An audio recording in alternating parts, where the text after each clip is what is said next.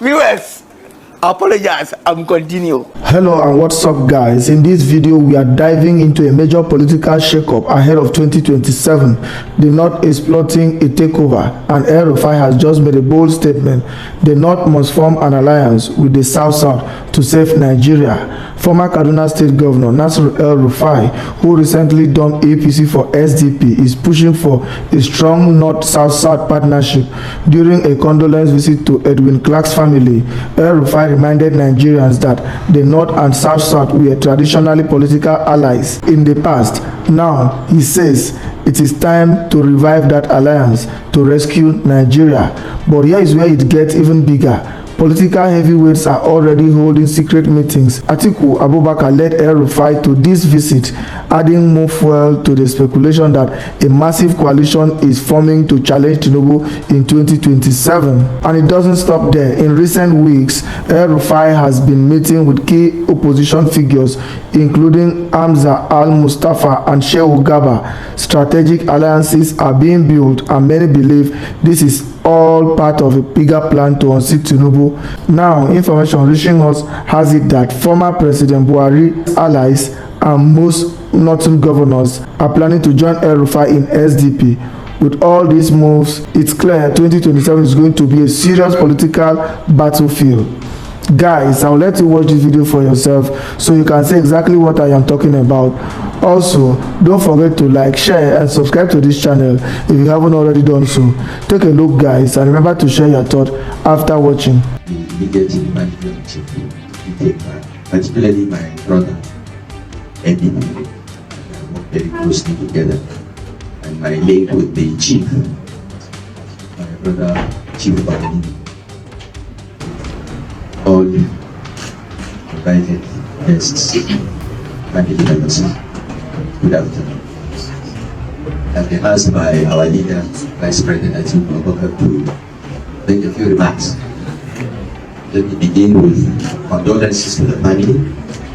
I've already called the family to condole them because I was not in the country when this happened. And I was very happy when this opportunity presented itself for us to be here. GPK Clark was not just an Ijo leader or a incidental leader, he was a father to all of us. I first met him when I returned from exile at the time President Jonathan was acting president. And all persons of goodwill were looking for solutions to stabilize the country. And Chief Obinimi called me and came to the house. We had discussions, and by the grace of God, the country was stabilized. But today, we can only celebrate the contributions of Chief. Those of us old enough knew when he was the federal commissioner, then his minister these days, when he was Minister of Education, based on what he did at the state level of the state commission. So distinguished Nigerian who fought for justice for everyone. He stood for justice. He was very vocal and courageous in his convictions. He never keeps quiet whenever he sees injustice anywhere.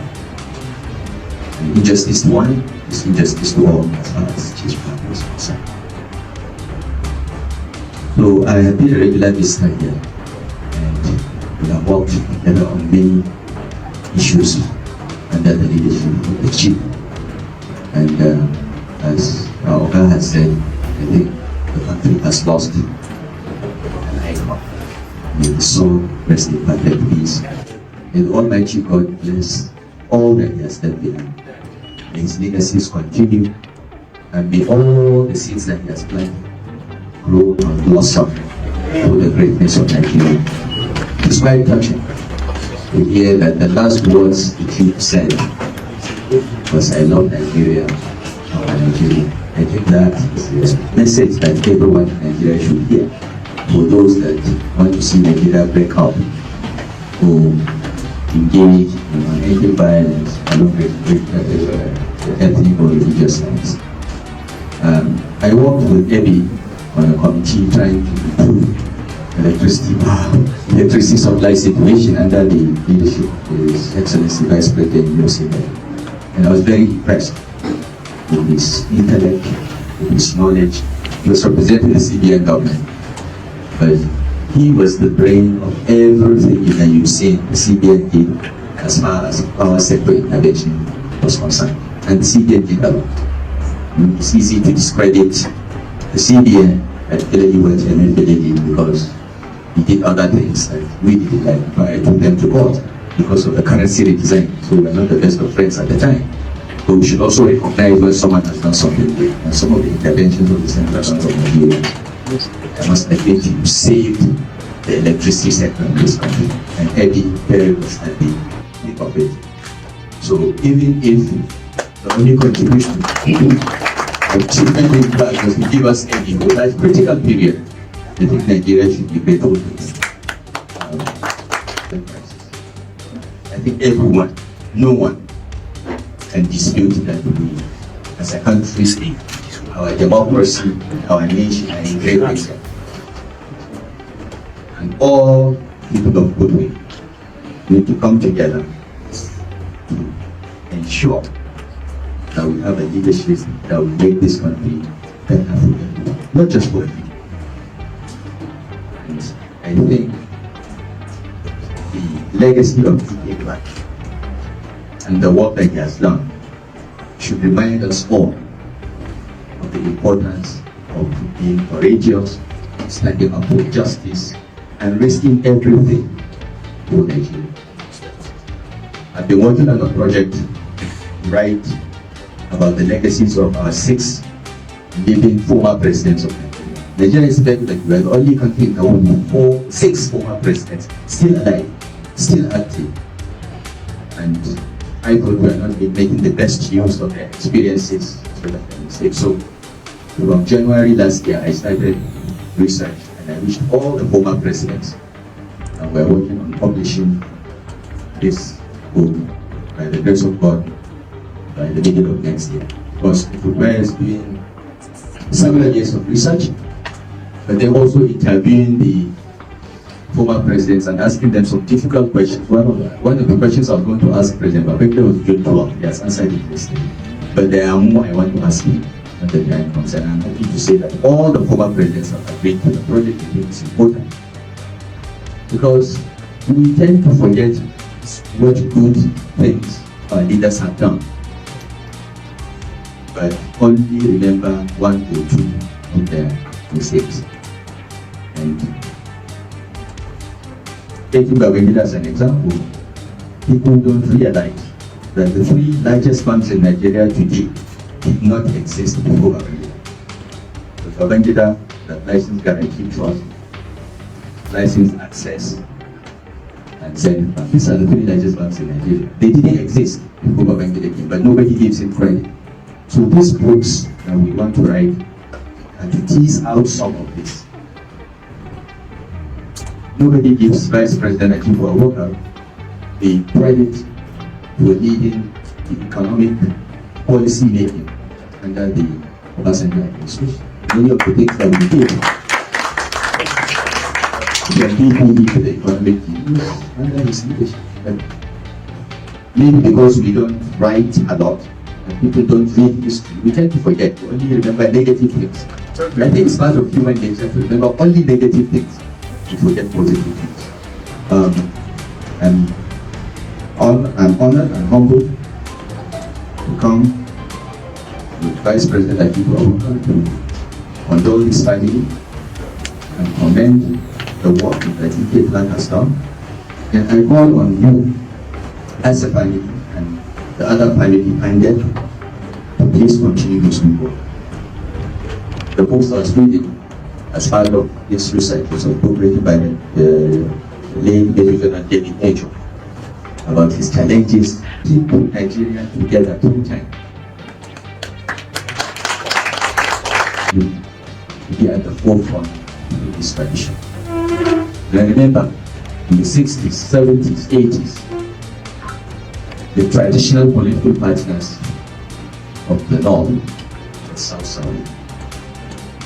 Let us not forget that. Let us go back to that. Let us save this country. Because we were saving. We need a rescue operation. On behalf of the Vice President Tinubu and his delegation, the Chief Adamawa, everyone, I've forgotten my elder brother, I don't know Waziri, from the Bido, I call him Bido of the Federal Republic. Let's talk about these updates, and this is coming from Malam Nasiru El-Rufai. So El-Rufai was speaking on Friday during a condolence visit to the family of Edwin Clark, the late elder statesman and the Niger Delta advocate, who died on Friday, February 17, 2025. So El-Rufai said the North and South had a strong historical political partnership, and he said the North we need to form alliance with South to save Nigeria. Is Nigeria not in safe hands? This is the same person that campaigned against former President Goodluck Jonathan in 2015, who is a South man. Though I'm not surprised, but El-Rufai is always like that when he can't get what he wants from the person in power. He did the same thing during the time of Obasanjo. And former President Muhammadu Buhari would look at this statement and shake his head for Malam Nasiru El-Rufai. Just in 2014, a most successful alliance between Buhari and President Tinubu brought about the APC, which eventually made Buhari to realize his over a decade dream. During the primary that gave Buhari the winning ticket in Lagos, his major challenge came from the North, but the Southwest gave him 100% delegate votes, which helped him significantly to secure the APC ticket. The alliance eventually removed the South from power and installed the North. For 8 years, President Tinubu and the Southwest respected this alliance despite rumor, disagreements, and lapses. Another beneficiary of this alliance is El-Rufai, who became the governor for 8 years under the APC, and particularly the popularity of Buhari with slogan APC Zaki. President Tinubu is the greatest victim of the first 8 years of that alliance in terms of villa relevance and political appointment. However, he was resolute on the alliance. President Tinubu stood with Buhari for 8 years. He did not just do that. He was fighting Buhari's enemy, and Buhari's enemy saw him as a major target. People like Atiku Saraki can testify. He became the target for violent routers and journalists that are struggling to arise. Yet, he stood like a rock behind Buhari for 8 years. The issue of Buhari's successor saw another northern candidate within the APC want to take over from Buhari for another 8 years. But Buhari resisted. Buhari resisted their attempt, and later on, they still went to work for another candidate in the rival party. This time around, God resisted them because God is not unjust and dribbler.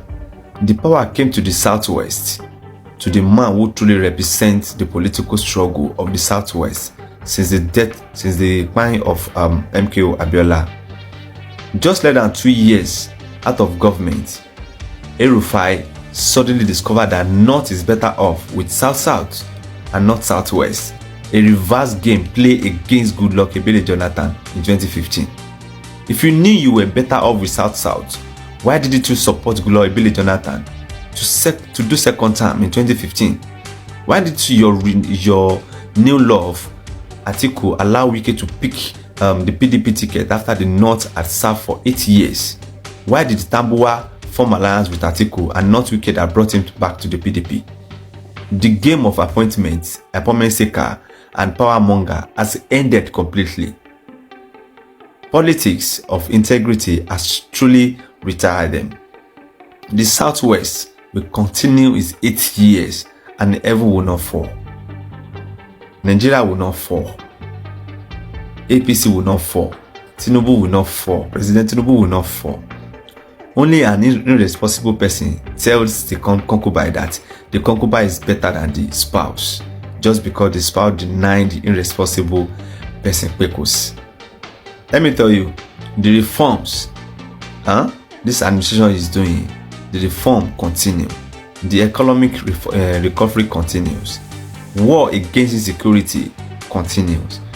Results are coming out already. Appointment seeker should option for farming because our farms are now safer.